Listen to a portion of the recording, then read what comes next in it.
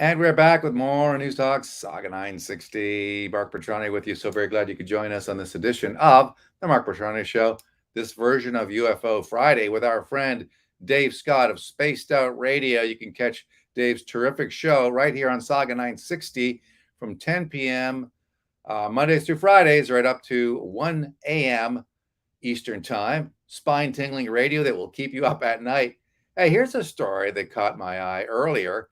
China claiming that they may have detected waves, radio waves, from an alien civilization. Obviously, millions, billions of light years away, but they have the largest telescope in the world. And they claim that what they found may be signs of ET. Dave Scott, Spaced Out Radio, coming to us from beautiful 100 Mile House, British Columbia. Welcome, Dave. Hey, Mark, how you doing? And hi to your audience once again. You know what, Mark? This is one of my favorite times of the week to hang out with you and talk some weird stuff, my friend. Well, you get to do it Mondays through Fridays on Saga 960. I get to do it one day on UFO Friday on my segment, and I'd love to wrap up my week with it. And here's a story that I found rather interesting. I don't know what you think of it because, well, I do know what you think of it because we kind of talked about it. But China says it may have received signals from aliens. Scientists. This is a story that moved earlier today in LifeScience.com, and China claiming that it may have received signals from ETs. Scientists have yet to rule out human interference in these signals, but it is claiming, at least Chinese scientists are saying, that its enormous Sky Eye telescope may have picked up trace signals from a distant alien civilization. That, according to a recently posted and subsequently deleted report by Chinese scientists. So this is interesting, Dave, because the Chinese scientists posted it. They say, hey, take a look at this. And then I guess a government official said, oh, no, you don't. We're not going to spill these secrets to anybody else but right here in China. Astronomers at Beijing Normal University, love the name of that, Normal University have discovered several cases of possible technological traces and extraterrestrial civilizations from outside of Earth, according to a report published Tuesday. Well, that's this week in Science and Technology Daily, the official newspaper of China's Ministry of Science and Technology. But as I mentioned, Dave, mysteriously, this was pulled. What do you think? Well, there's a number of ways to look at this because previous to the United States giant Sky Eye collapsing a year ago and basically to the point of no repair, this has become the largest telescope looking into space for alleged extraterrestrial life. And the fact that the Chinese are saying that they may have picked up some alien signals, well, possibly, possibly. Do I believe it? No, I mean, we're still dealing with a communist government that will say what it likes to keep itself on top of the world in certain sections. So, do I dare to dream, Mark? Absolutely, I do. Do I want to see it happen? Well, yes, that's kind of what I do for a living. But can we trust the information, even with the article in China being pulled? This is where it gets a little bit difficult. Now, there's two ways to think about that, Mark. Either A, they did find something that they don't want to release to the public or the world as of yet. We've seen it happen on numerous occasions with other types of systems and stories that are out there. Okay. Or maybe it was just such a stupid story written by some propagandist that really it made no sense. And they were like, hey, don't embarrass us on the world stage by claiming that you've got alien signals when really you don't. That's not something we want to be a part of. Because even though China's government is communist and they live a very communist and controlled lifestyle, the one thing that they don't like to be is embarrassed on the world stage. So it doesn't surprise me that the story has been taken down. But a country the size of China probably has had a history of ETs. I mean, we know that obviously the Roswell incident in the United States is the big one that we have spoken about, speculated about, read about. Russia has episodes, and I'm absolutely sure that you've heard of similar types of incidents that may have happened in China. Although, given the nature of China, the communist system that they have, the one that Justin Trudeau worships at the feet of, they're going to probably be extremely careful about what comes out of that country. In this particular story, I mean, if you've got a telescope this big, I mean, it stands to reason they would pick up something. Okay, let's play devil's advocate for a second here, Mark. All Okay, right. if we can, Yeah, of course. because the prior to the U.S. telescope in Puerto Rico collapsing, that satellite was up there for 40, 50 years and claimed that they never got any alien type signals at all. Okay. Nothing. Zero. Nada. SETI, the Search for Extraterrestrial Intelligence, which is paid for by NASA, 50 years in, claims they have never received any sort of signal whatsoever. Well, what about this one? Well, Dave? there's the What WOW about signal. the WOW But signal. But the WOW signal they still deny is extraterrestrial. Look, But they don't know what it was, though, right? right. They don't know what it was. For People those of us for those who don't know about the WOW signal, can you sort of explain exactly what happened about this WOW signal that took place, I guess, 50 years ago? Alien signal may have come from the constellation Sagittarius.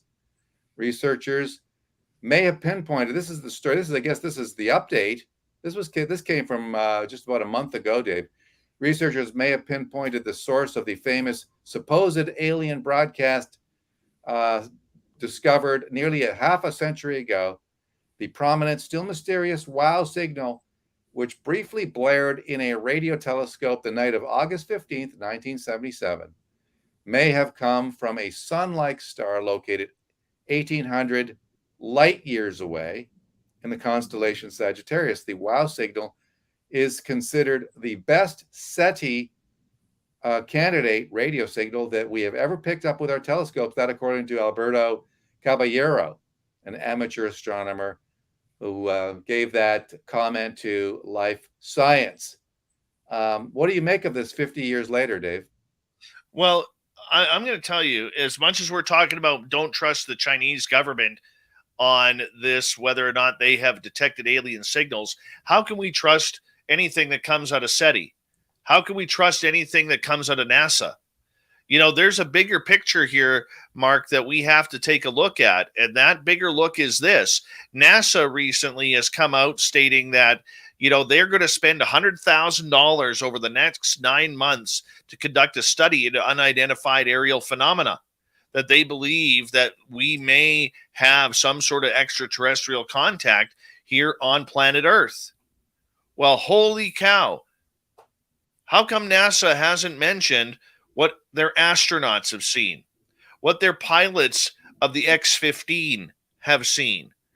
There was one encounter with an X-15 test pilot who had an encounter with a UFO at 314,000 feet above the planet.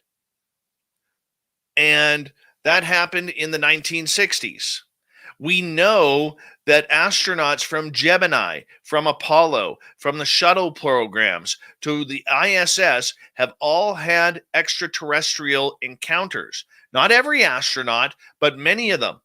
So is NASA calling their own astronauts and pilots fools by now saying that they are going to spend $100,000 to see if there is anything to do with extraterrestrial life? It's hogwash. It's just as bad and propagandist as what the Chinese may be doing with this report. And for anybody who is supporting NASA in doing this, shame on you. Because NASA has been accused by whistleblowers of whitewashing photos that have some sort of particular anomalies on them, whether it's UFOs, whether it's something else, maybe on Mars or in different planets or moons. All right. We also have to look at the fact that NASA, when you become an astronaut, you are the top 1% of 1%. And it is completely insulting to these top notch men and women who travel into space, who spend some at the point of decades in training for their one shot to go into space. And if they see something, they're ignored by NASA. And NASA is now saying, well, geez, we got to spend some money and look into this. We may got aliens. How about checking your own bloody closet?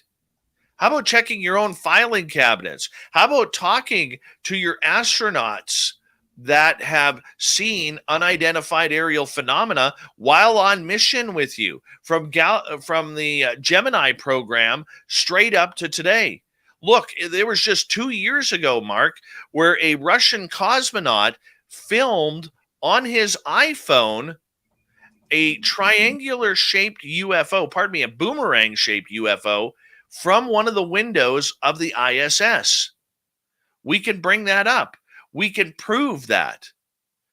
This isn't an anomaly. What about cutting all the live feeds from the space shuttles to the International Space Station when something weird happens? Bill Nelson, who is the head of NASA now, a former astronaut himself, okay, he may be, 75, 76 years old, but this guy is no dummy.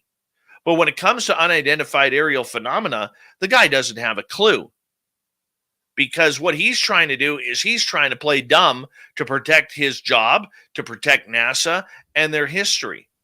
It's unconscionable, Mark, that NASA would even play this game and play the public, play its own astronauts like fools, when for years it has been all knowing that they are part of the cover-up game. It's terrible. Here's a story. Well, this was in USA Today. It's a few years old. Did NASA deliberately cut a live feed of a UFO? Is NASA trying to cover up a UFO sighting? Space conspiracy theorists are accusing NASA of cutting a live stream feed from the International Space Station just as an unidentified object comes into view.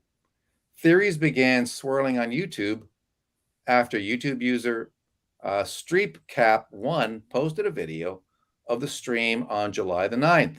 In the clip, a bright object is seen slowly falling into view before the screen flashes that there are technical problems with the feed. And while this YouTuber notes that the object may not be alien life, the user points out that the feed stopping just when it did. It's strange. This could very well be a meteor or the like. What made it interesting is the camera cut it off when the UFO seemed to stop. So when this object stopped, that's when the feed was pulled. And why would NASA pull that feed just as something comes into view, Dave? I mean, you got to be suspicious about that. They've been doing this for years, my friend. I just voiced over a documentary that is coming out in fall by director Darcy Weir, where I am doing voiceovers about pilots and astronauts who have seen UFOs while on mission. Now, I can't play the tape right now, Mark, because it's not my place to do so in my non-disclosure agreement. Okay, but I can tell you right now that these happenings have been happening. All right, there are a number of astronauts out there, okay, that have claimed to seen UFOs while out on mission. All right, I mean, let's go to this report right here. This is in Smithsonian Magazine. Sure. All right, that astronauts Walter Schirra and Thomas Stafford aboard Gemini 6. This is before Apollo. Okay, before they were to rendezvous in space with Gemini 7, Gemini 6 launched into orbit, and within a few minutes of being in orbit, they started singing Jingle Bells because the ground controllers heard strains of both familiar and otherworldly of jingle bells being played on harmonica and a miniature sleigh bells. To the harmonica, a tiny 4-hole, 8-note little lady model manufactured by Hohner. Now, this was a signal that basically Santa Claus is real. That was one of the codes. Santa Claus is real. Where did that come from? All right. If you go back to, let's see here. Let's go back to August 2013. According to NASA television, astronaut Christopher Cassidy saw a UFO float past the International Space Station near its Progress 52 cargo ship. It was soon identified, allegedly by Russian flight controllers, as an antenna. But these are trained observers. Are they not going to know an antenna compared to a UAP?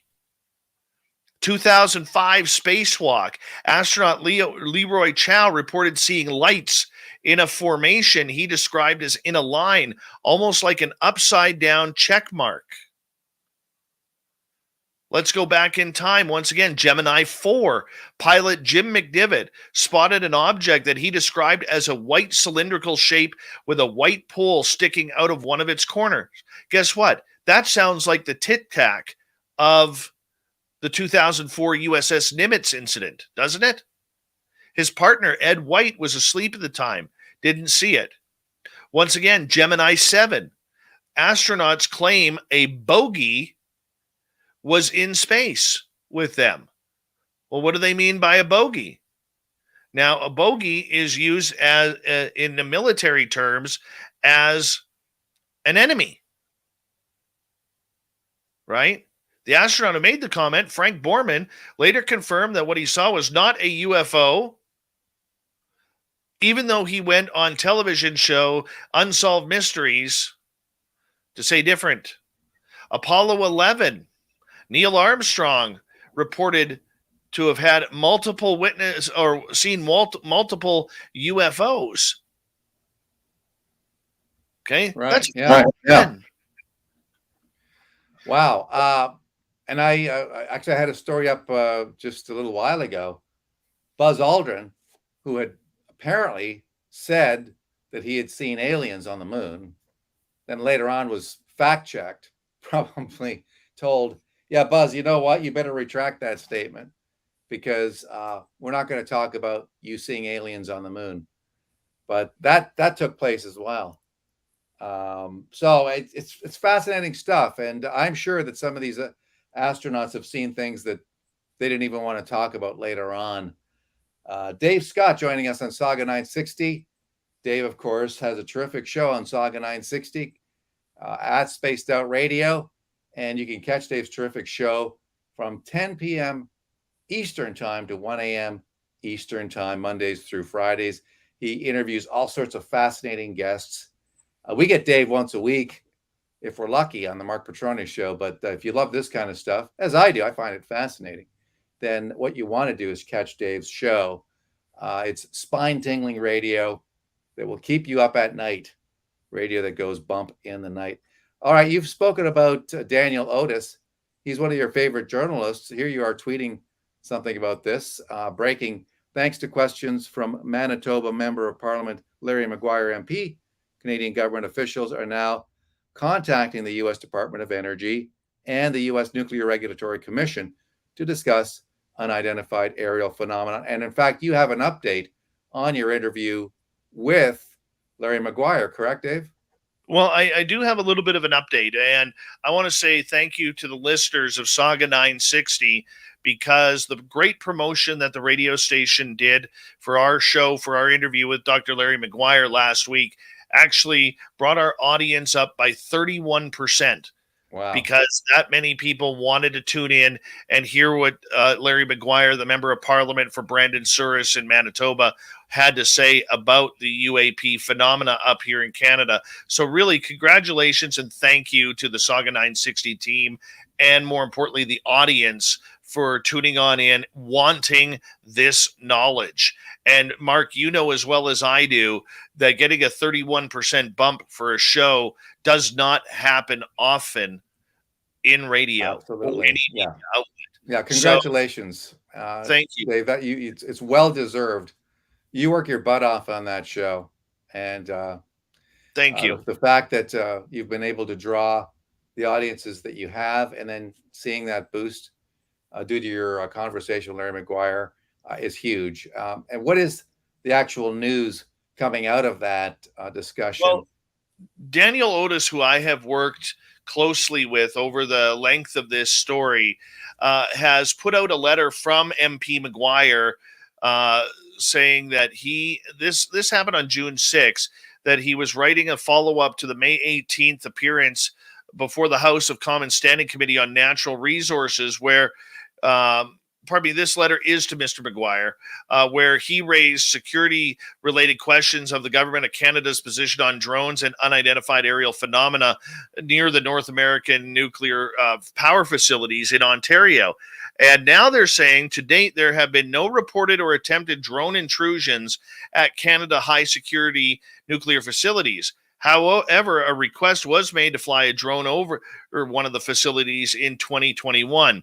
Given the shared priority for nuclear safety and security of nuclear facilities and the growing interest in UAPs in both Canada and the United States, the CNSC is committed to raising the issue with its United States counterparts and sharing any related information going forward. We have reached out to our counterparts in the United States Department of Energy regarding the Office of the Director of National Intelligence's preliminary report on UAPs to learn more about its perspective in order to help inform analysis and action in Canada.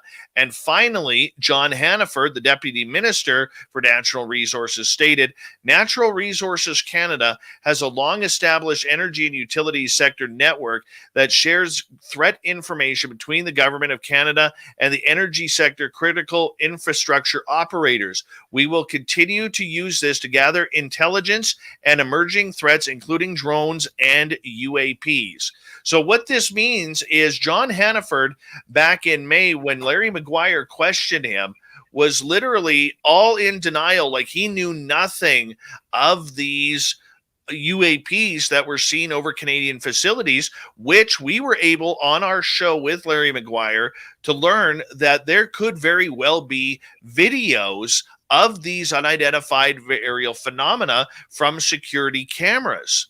Now, we still have to file an access to information report on that because crazy videos. I'm sure you do too, Mark, in regards to this. And what we are learning now, though, is that the Natural Resources Standing Committee is taking this very seriously.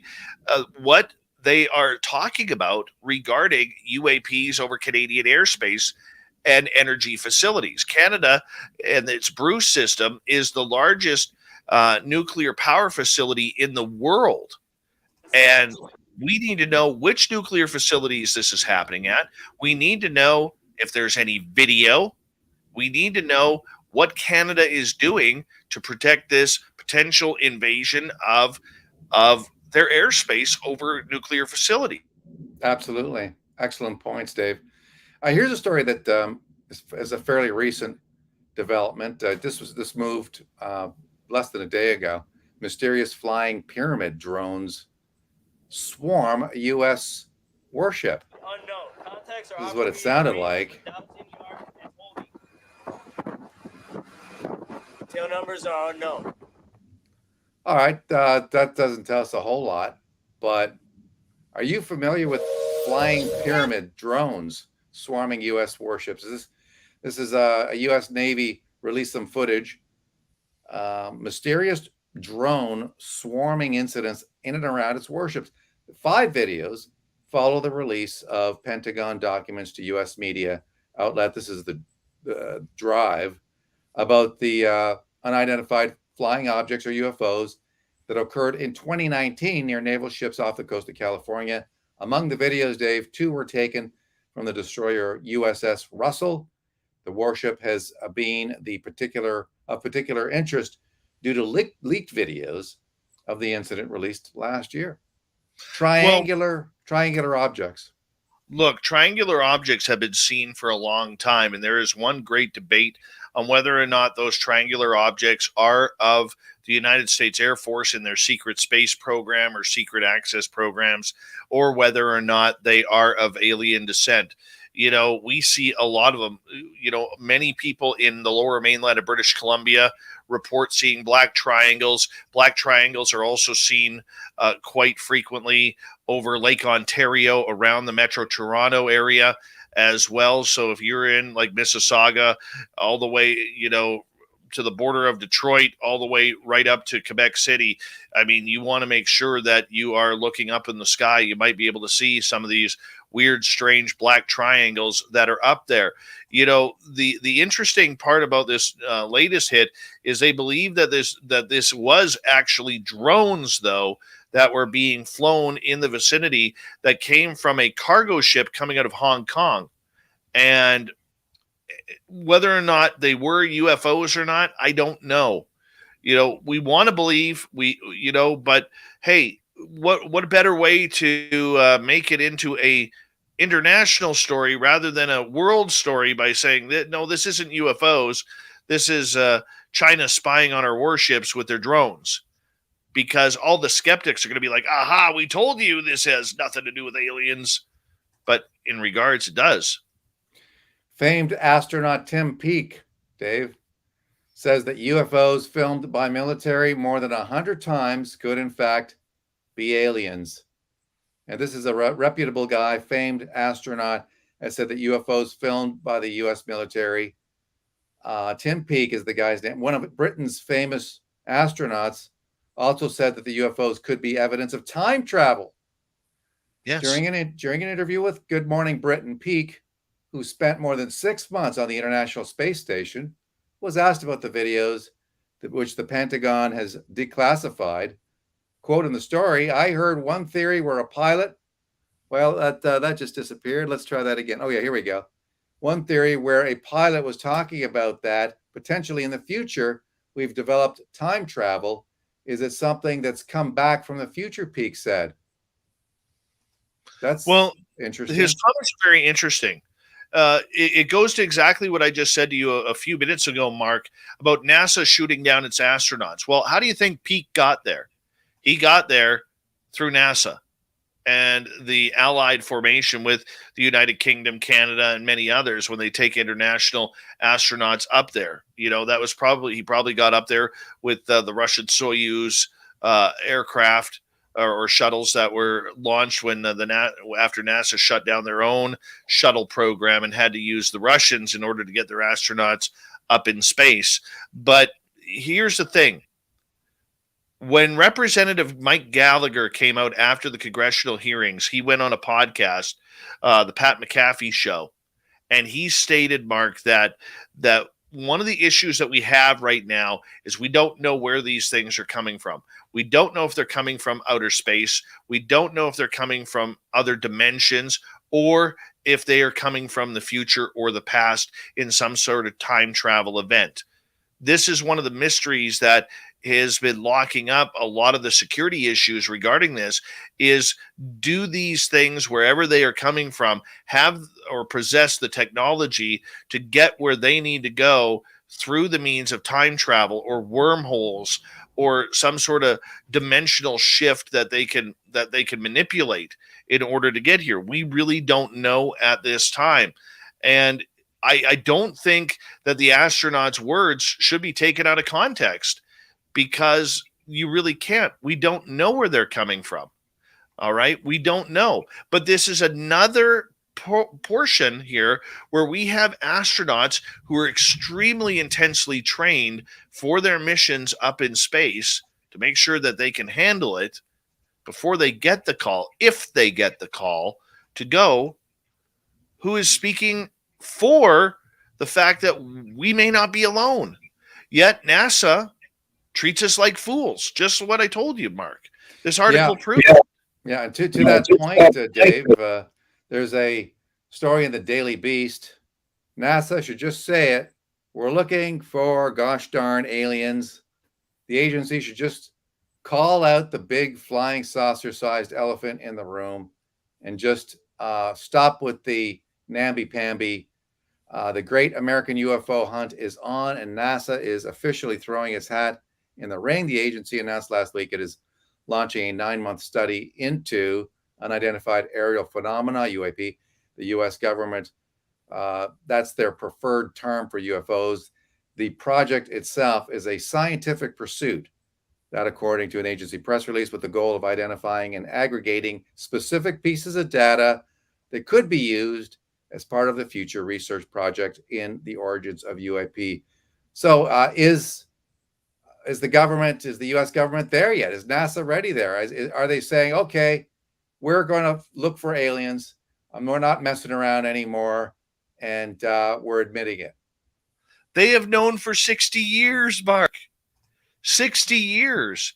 And this is where I'm saying they are playing the media, they are playing the public like we are imbeciles. And our media is too stupid and naive about this subject to go to Bill Nelson at his press conferences and say to him, what are you hiding?